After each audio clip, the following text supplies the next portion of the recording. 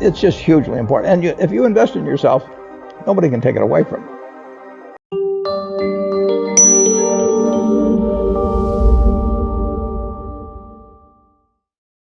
You're lucky in life if you can find your passion. I tell the students, you may have to take a job or two. You got to eat, but never give up searching for the job that's your passion. Try to find the job that you would have if you were independently rich. That's the job I have.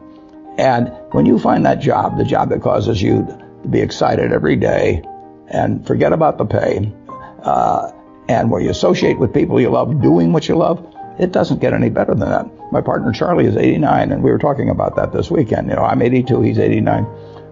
We do what we love every day with people we love, and they seem to like us okay. So, how can it be any better? And just cost of living does not equate to standard of living. And the standard of living is, achieving what you want to achieve, working with people that you love. And you don't need that much money. I love to ride around in a private plane. I will totally acknowledge that.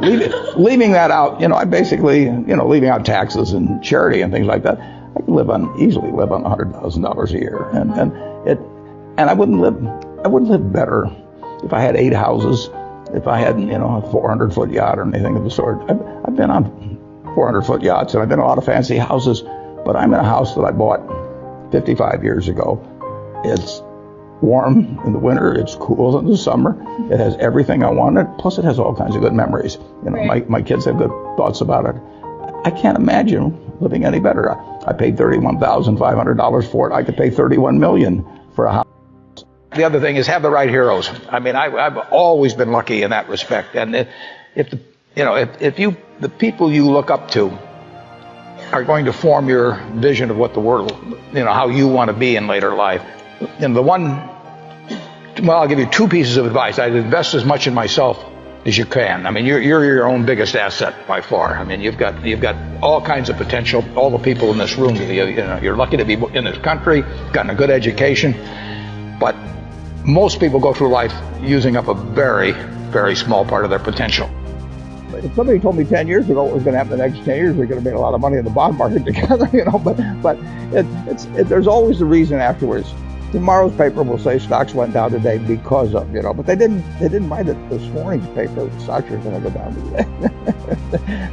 today. You have to know what you don't know, and you have to make sure that what you don't know isn't all important. There's 4 boxes there. You want to get to what is knowable and which is favorable. And there's things that you'll miss out on because they belong to other 3 boxes, one of which will be favorable, another one is favorable. And the fact that you're missing out on 90% of the stuff doesn't really make any difference if the 10% you do is. But I have made lots of mistakes. I'm going to make more mistakes. But Babe Ruth struck out a lot of times. It's the name of the game that you do it. You don't want to expect perfection in yourself. You want to strive to do your best, but it's too demanding to expect perfection in yourself. And it does some good to recognize them and not start trying to go around kidding people about them. In terms of emotions, it's a truism that investing emotions are your enemy. Absolutely. That when the market's good, if you feel good, don't. If you feel bad, you should probably do it. Right. But how did you? What was that extra thing where so many will acknowledge that, and yet we saw in the current crisis they panicked while you went into seemingly potential disasters like GE and Goldman Sachs. Yeah. I can't really tell you the answer. I didn't learn in school or anything. It never bothered me if people disagreed with what I thought, as long as I felt I knew the facts. There's a whole bunch of things I don't know a thing about. I just stay away from those. So I stay within what I call my circle of competence.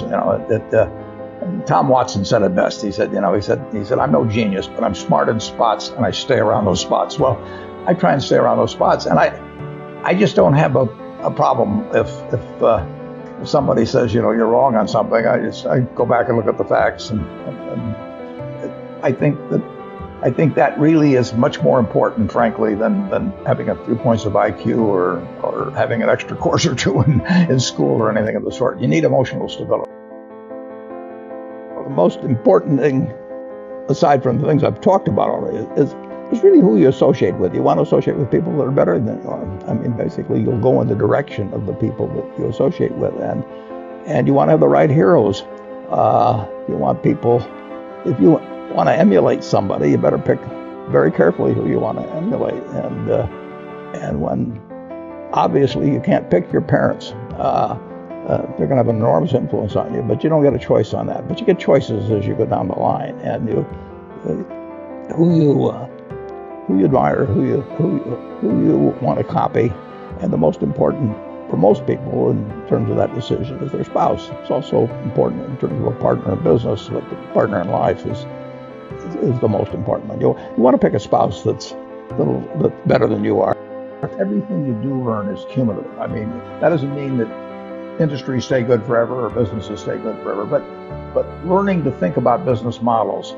What I learned at 20 is useful to me now. What I learned at 25 is useful to me now. And so it's not a field that changes dramatically in terms of the underlying principles. It's like physics. I mean, there's underlying principles. Now they're doing all kinds of things with physics they weren't doing 50 years ago. But if you know if you got the principles, if you know what makes a good business, if you know what makes a good manager, if you know what makes a good product, and you learn that in one business, there is some transference to other businesses as you go along, and you learn what things you're not going to understand. I mean, knowing what to leave out is just as important as knowing what to focus on. And I don't think I can win every game. You know, somebody said, "How do you beat Bobby Fischer?" You play him any game except chess. So I don't play Bobby Fischer chess. All of you in this room have the brains to do extremely well in life. You've all got the energy to do extremely well in life. And then the question is, how do you apply it? If you've got a 200 horsepower motor, you get 200 horsepower out of it, you get your full potential, or do you get 100 horsepower or 50 horsepower? Now, there's two things that can hold you back in getting the full horsepower out of your engine, whatever it may be. All of you have big enough engines. And one of those is a lack of education, but that probably isn't going to happen to very many people in this room. If you did have a lack of education, if you didn't have a chance to get a decent education in life, it wouldn't make any difference what that potential was because you'd never unlock it.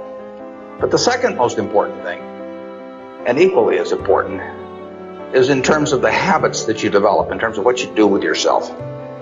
When we hire people, we look for three qualities. We look for integrity, we look for intelligence, and we look for energy. But if they don't have the first one, integrity, the other two will kill you. Because if you're hiring somebody without integrity, you really want them to be dumb and lazy, don't you? I mean, last thing in the world you want for them is to be smart and energetic. So smart and energetic only goes with integrity. But the nice thing about